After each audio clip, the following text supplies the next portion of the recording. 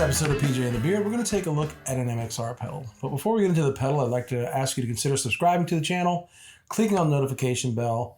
That way you know what we're up to, and your interaction with us helps us interact with great people in the industry. And in this case, it was Zzounds. Again, we used the library card, as we like to call it, and we checked out the MXR Custom Shop Timmy. It's a very small form factor that came out. We'll get into the controls.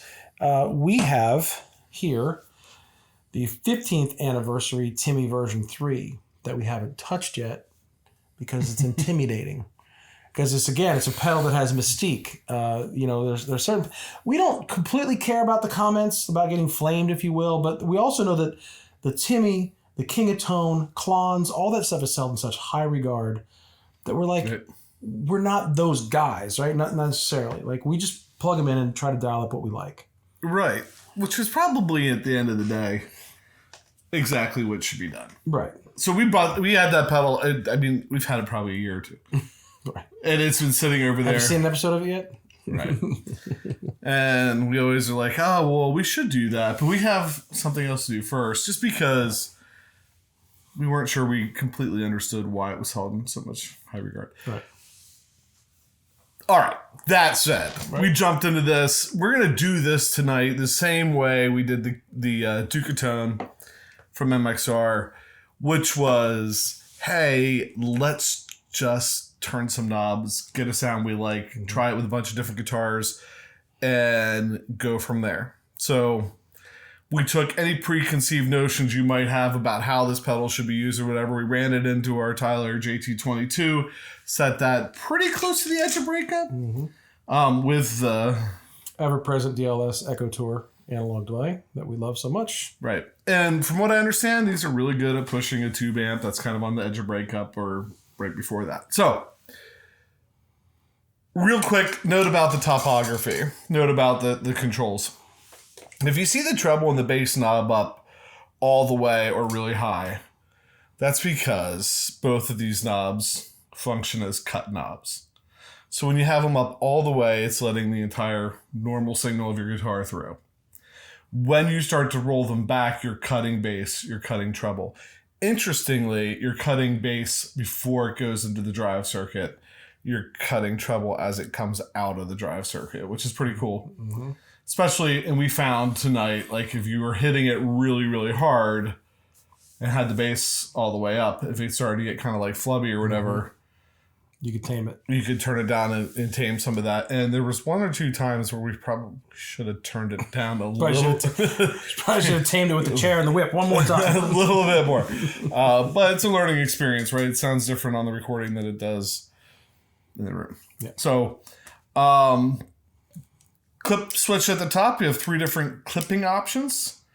And for the first 2 clips, so we did 2 clips for each clipping option. Of course it went away. I had it pulled up. Kids in their phones. Hold, please. Thanks for holding. And we're back. All right. In the middle position provides symmetrical clipping with light saturation, high headroom, and high definition for a big sound. It's my understanding this tends to be one of the favorite settings for this pedal. So you grabbed...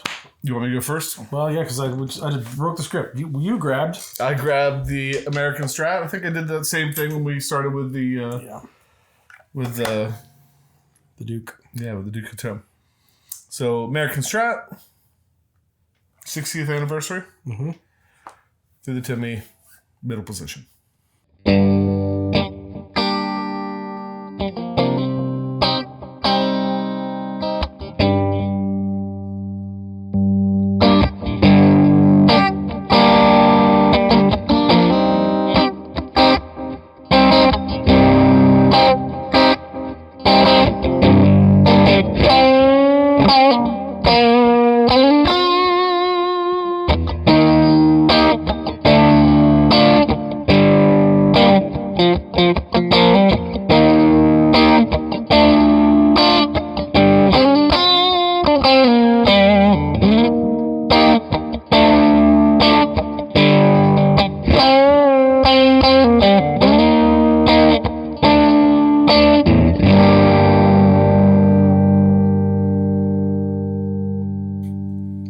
So that's what it sounded like with single coils through the 60th anniversary Strat. For mine, because we're trying to put it through different pickups, I got out the Rivolta Mondata that has mini humbuckers in it. And I changed a few of the settings. It started with what the Beard left as the baseline. Probably took the gain back just a little bit more. Had to take a little bit more low end out and try to put as much high end in as possible. And I think I wound up on the bridge or the bridge in the middle. And I basically played kind of big open power chords.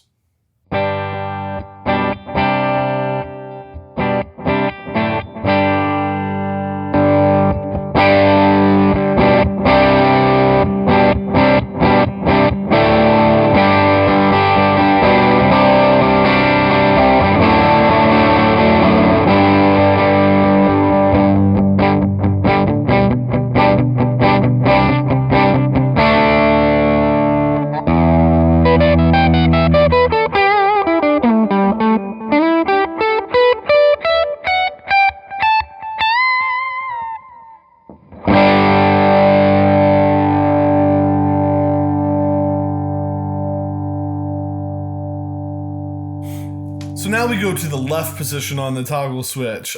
This provides an asymmetrical clipping, which I tend to like. I know some of the pedals I know that are asymmetrical clipping. I like that. That was very popular in the Electro series we did. Mm-hmm. Anyway, sorry, rabbit hole.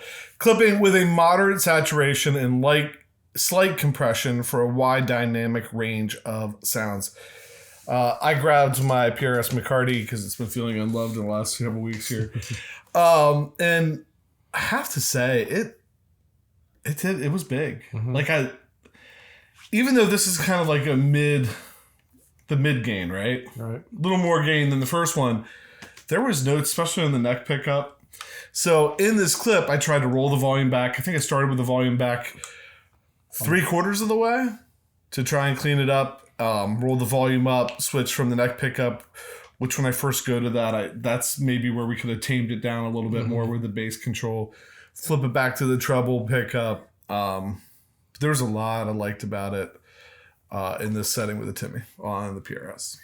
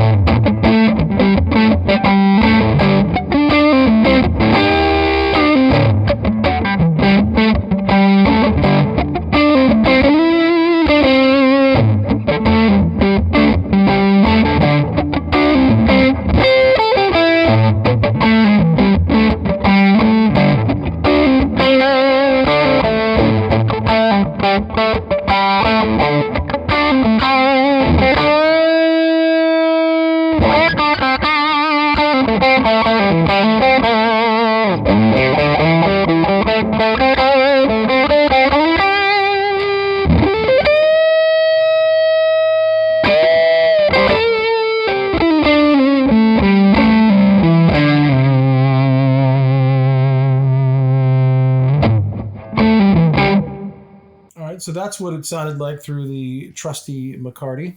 And staying in the PRS family, I didn't get to play single coils yet with this, so I grabbed the Silver Sky.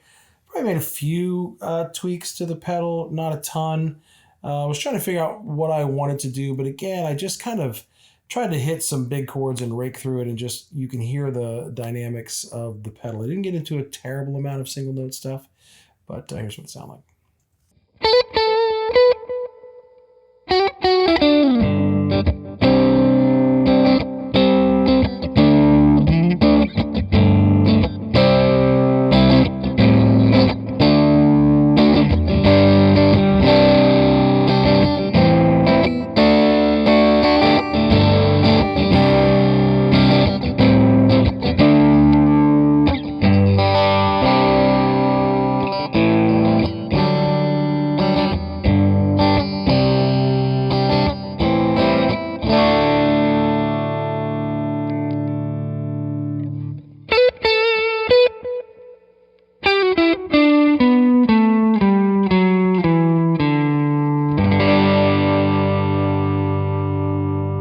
now we move to the right. The right position provides symmetrical clipping. Back to that with heavy saturation and low headroom.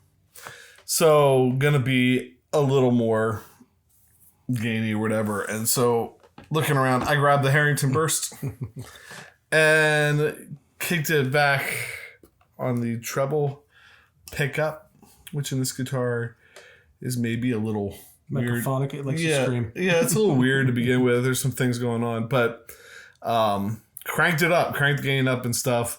Again, tried to work the volume knob a little bit to show that this pedal. So, I mean, what are we talking about here? We're talking about a transparent overdrive. I can't believe we're this far into the video and neither one of us has said it. But Timmy was one of the originals, the OG transparent overdrives. It's what made it so popular.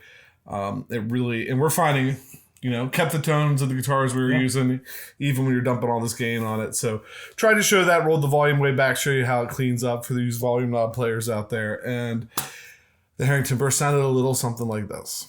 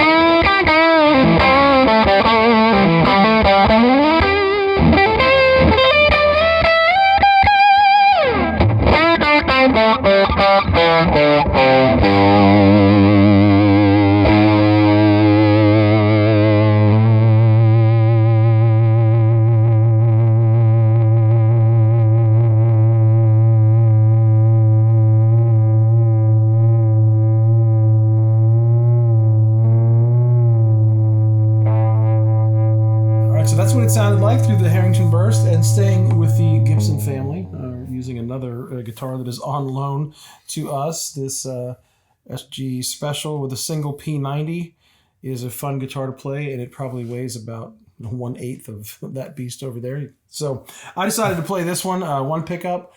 I didn't manipulate the volume or the tone in this particular clip.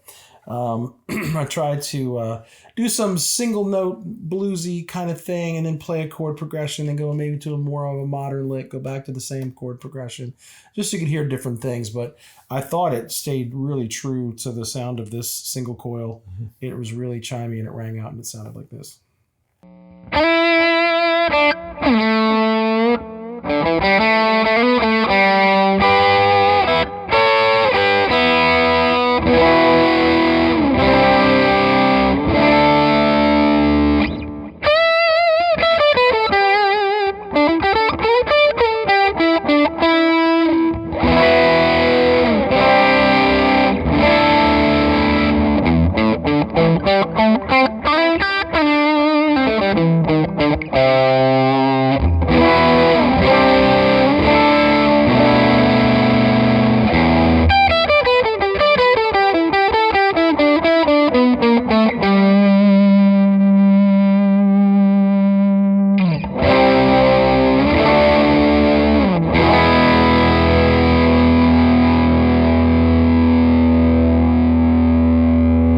So that was Pat on the Gibson SG Junior, which I now have in my hand because I don't want him to sweats it all up.